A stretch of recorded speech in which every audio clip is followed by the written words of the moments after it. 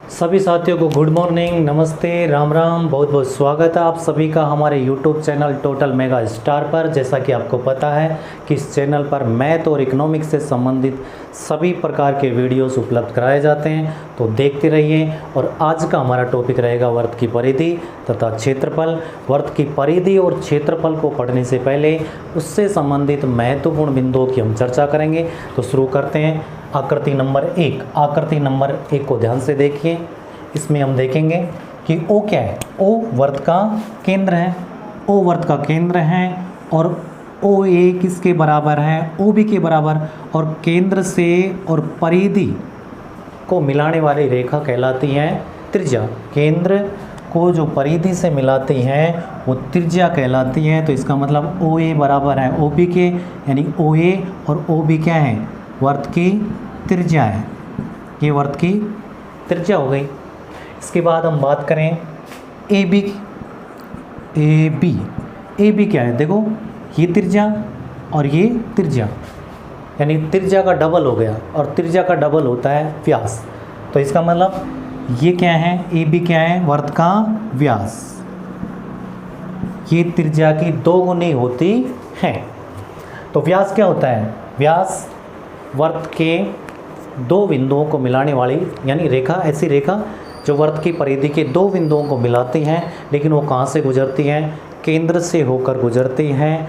तो ये कहलाता है व्यास। और व्यास सबसे बड़ी जीवा मानी जाती है। व्यास को हम जीवा भी कह सकते हैं और ये जीवा वर्त की सबसे बड़ी जीवा होती है। तो ये हमारा हो गया व्यास। इसको हम जीवा भी कह सकते हैं। जीवा सबसे बड़ी, ये सबसे बड़ी जीवा भी है। हम PQ की बात करें। PQ वर्त के 2 बिंदुओं को मिला रही हैं, लेकिन ये केंद्र से गुजर नहीं रही है, केंद्र से होकर के नहीं गुजरती हैं। तो ये 2 बिंदुओं को मिलाती हैं, ये कहलाएगी हमारी जीवा। क्या कहलाएगी? जीवा। ये वर्त की जीवा है। और एक बात का ध्यान रखना, ये सबसे बड़ी जीवा है। इससे ऊपर की तरफ जाएंगे जीवा की लंबाई कम होती जाएगी, नीचे की तरफ जाएंगे जीवा की लंबाई कम होती जाएगी। इसके बाद बात करते हैं हम RS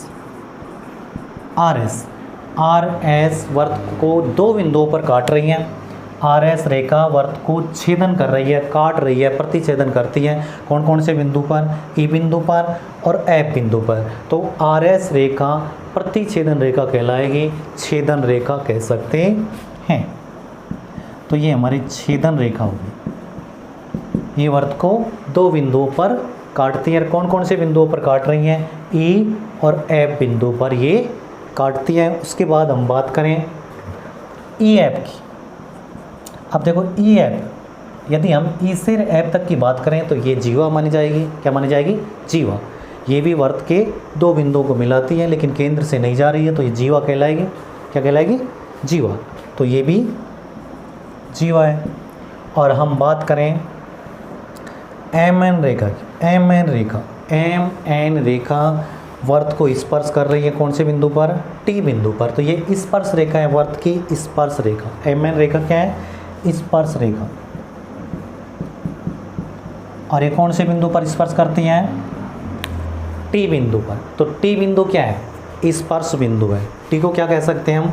स्पर्श बिंदु। तो यहाँ पे पहली आकृति के बारे में हमने पढ़ लिया। अब देखेंगे हम आकृति नंबर 2। दूसरी आकृति में देखो, दूसरी आकृति की बात करें तो ये O क्या है? वर्त का केंद्र है। O वर्त का केंद्र है और O से A तक त्रिज्या है और O से B भी त्रिज्या है। और इस त्रिज्या के कारण वर्त के 2 भाग हो गए। एक भाग ये वाला और एक भाग अंदर वाला, ये वाला छोटा भाग। एक छोटा भाग ये जो मैंने डार्क कर रखा है, एक बड़ा भाग ये पूरा बच गया है। वर्त के 2 टुकड़े हो गए, 2 भाग हो गए। क्यों? इस त्रिज्या के कारण। तो त्रिज्या के कारण वर्त के 2 भाग हो गए। तो छोटे भाग को कहेंगे हम लघु त्रिज्यखंड। ये लघु त्रिज्यखंड हो गए। त्रिज्या के कारण वर्त के 2 भाग हो जाएंगे, 2 टुकड़े हो जाएंगे। छोटा टुकड़ा कहलाएगा लघु त्रिज्यखंड और बड़े टुकड़े को कहेंगे हम दीर्घ त्रिज्यखंड। त्रिज्या के कारण यदि वर्त के दो टुकड़े हो जाते हैं, वर्त को त्रिज्या दो टुकड़ों में बांट देती हैं। छोटा टुकड़ा लघु त्रिज्यखंड कहलाएगा और बड़ा टुकड़ा दीर्घ त्रिज्यखंड कहलाएगा। तो ये लघु त्रिज्यखंड है, ठीक है, और ये दीर्घ त्रिज्यखंड है। तो यहाँ पे त्रिज्यखंड की बात हो गई, त्रिज्यखंड, लघु त्रिज्यखंड और ये दीर्घ त्रिज्यखंड। अब इसमें देखते हैं आकृति नंबर 3 में। जैसे मैं कहूँ कि ये ए बी रेखा क्या है? जीवा। ए बी वर्त की जीवा, और इस जीवा के कारण वर्त के दो भाग हो गए। जैसे मान लीजिए ये ऊपर का भाग, एक नीचे का भाग, और नीचे के भाग को मैंने क्या कर दिया? डार्क। इस भाग को डार्क कर दिया। एक बड़ा भाग है, एक छोटा भाग है। तो जीवा के कारण वर्त के दो भाग बन गए। वर्त के कितने भाग हो गए? दो भाग। और छोटे भाग को कहेंगे हम लघु वर्तखंड, लघु वर्तखंड, और बड़े भाग को कहेंगे हम दीर्घ वर्तखंड। बड़े भाग को कहेंगे दीर्घ वर्तखंड और छोटे भाग को कहेंगे लघु वर्तखंड। इसके बाद आकृति नंबर 4 देखते हैं हम। आकृति नंबर 4, आकृति 4 में देखो ध्यान से, ए बी क्या है? ए बी जीवा है, ए बी वर्त की जीवा। और बात करें हम ओ ए और ओ बी क्या है? ये त्रिज्या हैं, वर्त की त्रिज्या।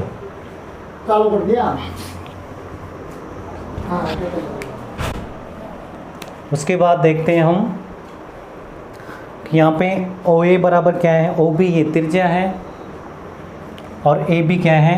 जीवा है। तो यहाँ पे ये जो भाग है छोटा वाला भाग, ये कहलाएगा वर्तखंड। और वर्तखंड कौन सा? लघु वर्तखंड, लघु वर्तखंड, लघु वर्तखंड हो गया। और ये बड़ा वाला भाग, ये इससे ऊपर का भाग, ये पूरा भाग जो है वो कहलाएगा दीर्घ वर्तखंड। तो यहाँ पे जैसे हम बात करें, ये त्रिज्या है, इसके बीच में कितने डिग्री का कोण बन रहा है? 90 डिग्री का कोण बनता है।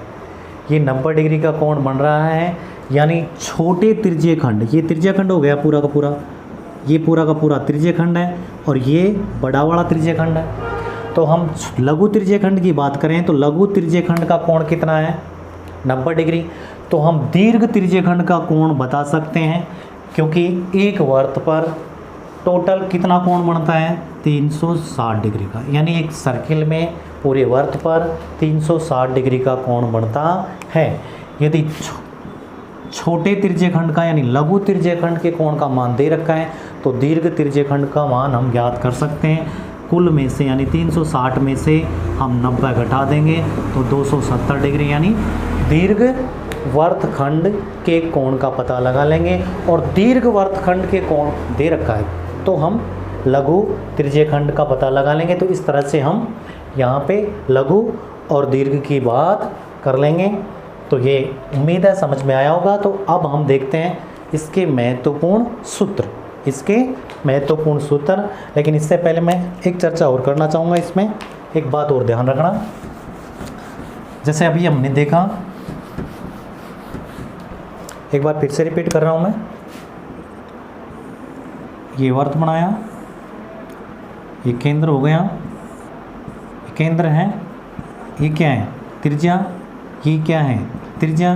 और ये क्या है? जीवा। तो इसको कहेंगे हम वर्तखंड। ये वर्तखंड, लघु वर्तखंड, और इससे ऊपर वाला ये पूरा का पूरा दीर्घ वर्तखंड। जैसे मान लीजिए इसका मान दे रखा हो 90 डिग्री, और हमें ज्ञात करना हो वर्तखंड का क्षेत्रफल, हमें ज्ञात करना हो तो ये लघु वर्तखंड का क्षेत्रफल हमें बताना है।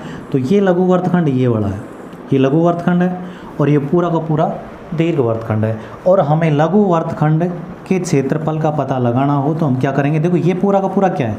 ये पूरा का पूरा त्रिज्यखंड है, ये त्रिज्यखंड है, यानी ये पूरा का पूरा त्रिज्यखंड है। तो ये त्रिज्यखंड का क्षेत्रफल ज्ञात करेंगे हम।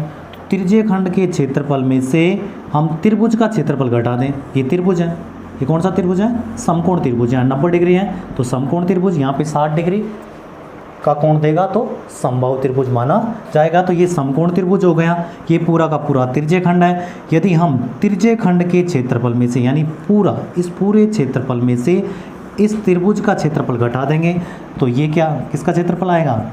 ये वर्तखंड का क्षेत्रफल आएगा, यानी लघु वर्तखंड का क्षेत्रफल। तो इस तरह से हम वर्तखंड का क्षेत्रफल ज्ञात कर लेंगे। वर्तखंड का क्षेत्रफल जैसा कि क्या करना है, हमें त्रिज्यखंड के क्षेत्रफल में से त्रिभुज का क्षेत्रफल घटा देंगे, वर्तखंड का क्षेत्रफल आ जाएगा। तो अब हम इसमें देखेंगे महत्वपूर्ण सूत्र, वेरी इंपॉर्टेंट सूत्र, जो कि इस प्रश्नावली में ज़रूरत पड़ेगी।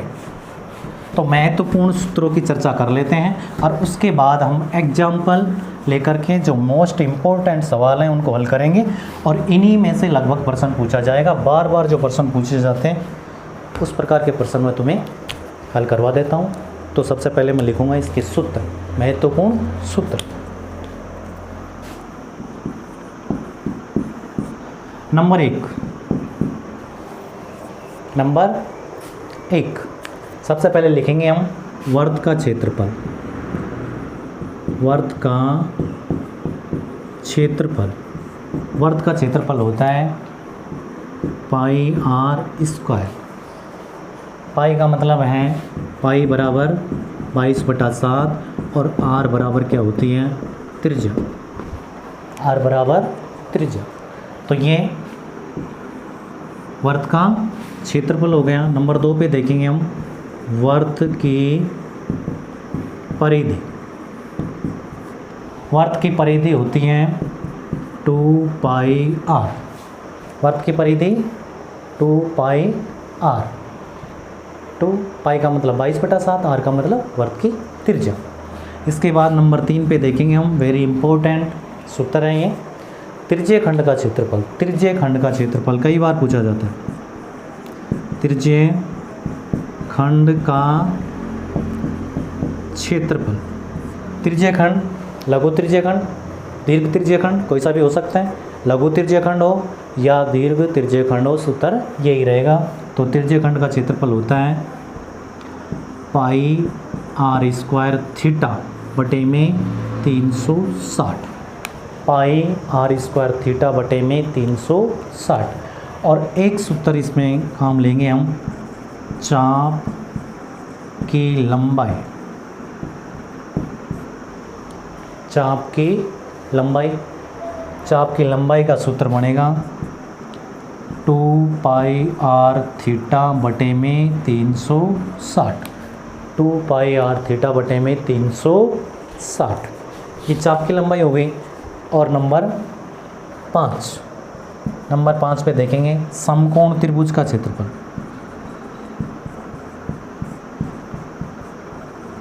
समकोण त्रिभुज का क्षेत्रफल। समकोण त्रिभुज का क्षेत्रफल होता है 1/2 गुणा आधार गुणा ऊंचाई। ठीक है। और इसमें वर्ग का क्षेत्रफल हो गया। वर्ग का क्षेत्रफल और लिख लेते हैं, वर्ग का क्षेत्रफल। वर्ग का क्षेत्रफल होता है भुजा स्क्वायर, यानी भुजा गुणा भुजा, भुजा की घात 2। तो ये वेरी इंपॉर्टेंट सूत्र रहेंगे जिनके आधार पर हम प्रश्नों को हल करेंगे। तो वर्ग का क्षेत्रफल पाई आर स्क्वायर, वर्ग की परिधि 2 पाई आर।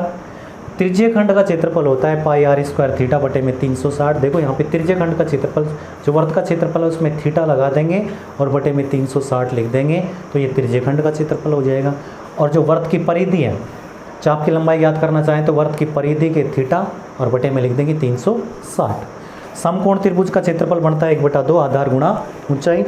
और वर्ग का क्षेत्रफल होता है भुजा स्क्वायर। ये सूत्र हमें ध्यान रखना है और इसके आधार पर लगभग सारे प्रश्न सॉल्व हो जाएंगे। तो अब हम नंबर 1 एग्जाम्पल हल करते हैं।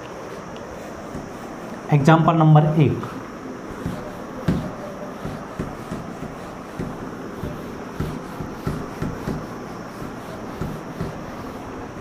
एग्जाम्पल नंबर एक शुरू कर रहे हैं हम, देखिए।